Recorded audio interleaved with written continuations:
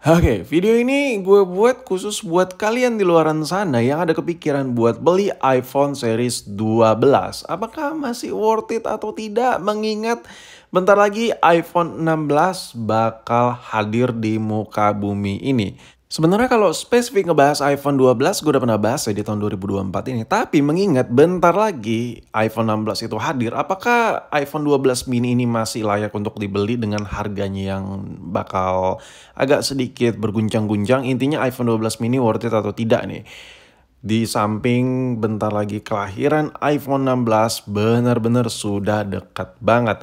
Nah, video ini gue buat khusus untuk itu ya, karena kalau iPhone terbaru keluar, otomatis iPhone-iPhone yang lain ada perubahan harga. Kita tinggal menunggu waktu aja, tinggal dikit lagi, sabar-sabar aja, beberapa hari lagi kita bakal melihat batang hidungnya si iPhone series 16. Oh ya, gue di sini bandinginnya sama iPhone 16 ya.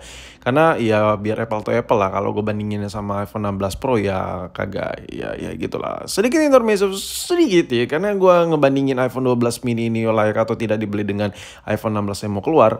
Mungkin buat lu yang belum nonton video rumor-rumoran, gue malas nonton video-video rumor. Nah, gue kasih tahu nih, gambaran iPhone 12 lagi. iPhone 16 bentukannya kayak gini cuy. Lu bisa lihat kameranya dari atas ke bawah gini. Ini semoga valid ya bentukannya. Ini banyak yang beredar, gambar-gambar foto-foto yang beredar iPhone 16 bentukannya kayak gini. Oke, kita lanjut ke inti video. So, iPhone 12 mini di tahun 2024 yang bentar lagi iPhone 16 bakal rilis. Apakah handphone ini masih layak untuk dipertimbangkan dipakai dalam jangka panjang kayak setahun 2 tahun ke depan? Kenapa gue bilang kayak gitu? Karena handphone ini pada dasarnya harganya masih 4 juta, 5 juta segitu-segitu. Otomatis ya lumayan lah harga bagi sebagian orang.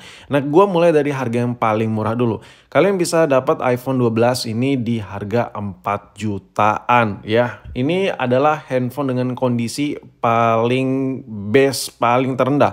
Kenapa bisa murah banget? Nah, iPhone 12 yang lu bisa beli harga 4 jutaan ini hanya bisa satu kartu aja. Gue udah klik iklannya, ini aja bisa kartu Indosat kalau nggak salah. Nah, kalau kalian mau yang agak normal sedikit, itu harganya 6 juta. 5 juta atau nyerempet 6 juta lah. Tapi ini iPhone 12 Inter. Silakan kalkulasi sendiri worth it-nya yang mana, ya kan? Kalau kalian beli iPhone 12 series Inter, model-model Inter harganya 5 juta, 6 juta segitu-segitu. Kalau resmi iPhone 12 mini harganya 6 juta, 7 juta tergantung kelengkapannya, berapa storage ya gitu-gitulah.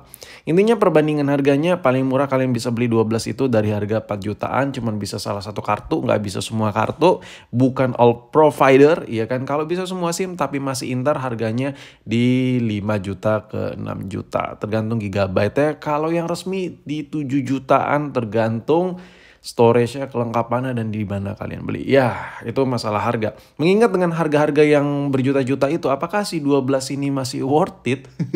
Kalau nanti iPhone 16 muncul, handphone ini agak sedikit bergoyang harganya. Karena dedengkot paling atasnya, paling flagship ya iPhone 15 ikut turun, 16 ikut turun, 13 otomatis berujung sama si 12 mini ini. Bakal agak turun harganya.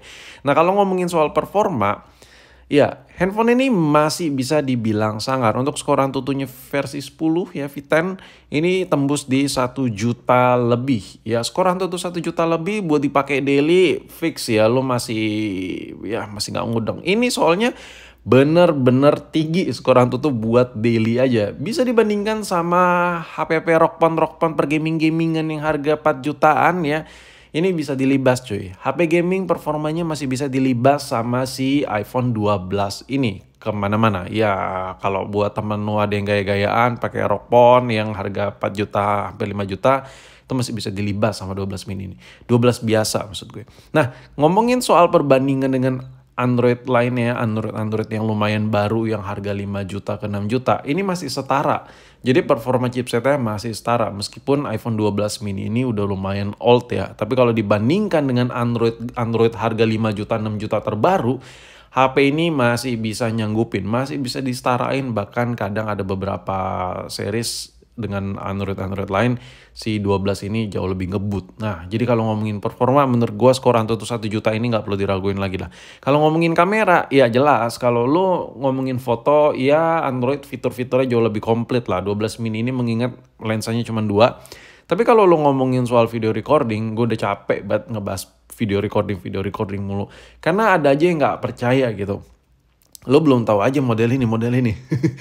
Ya, ya gimana ya bilangnya ya. Kalian harus coba dulu deh. Harus coba dulu biar bisa merasakan. Kalau buat kamera iPhone 12 ini yang gue rasain ya, ini buat rekamnya oke parah, buat fotonya dia udah ada mode malamin di semua lensa lebarnya udah. Kalau di bawah series 12 ini, kayak 11 biasa ya, itu ada lensa lebarnya, tapi kalau buat foto wide lensa itu butak parah buat malam-malam. Gue berani adu lah kamera 12 ini, 12 biasa, 12 mini, sama Android yang kekinian harga 3 juta, 4 juta, 5 juta, 6 juta, 7 juta, yuk silakan adu. Atau kalian punya handphonenya coba buat konten sendiri, habis itu coba tag gue. Adu untuk video recordingnya seganas apa iPhone 12 mini ini bener-bener HP ini sering banget. 12 mini, 12 biasa itu sering banget kadang gue pakai buat gue rekaman buat konten ini juga. Karena kameranya masih bagus banget men cuy. Gila menurut gue.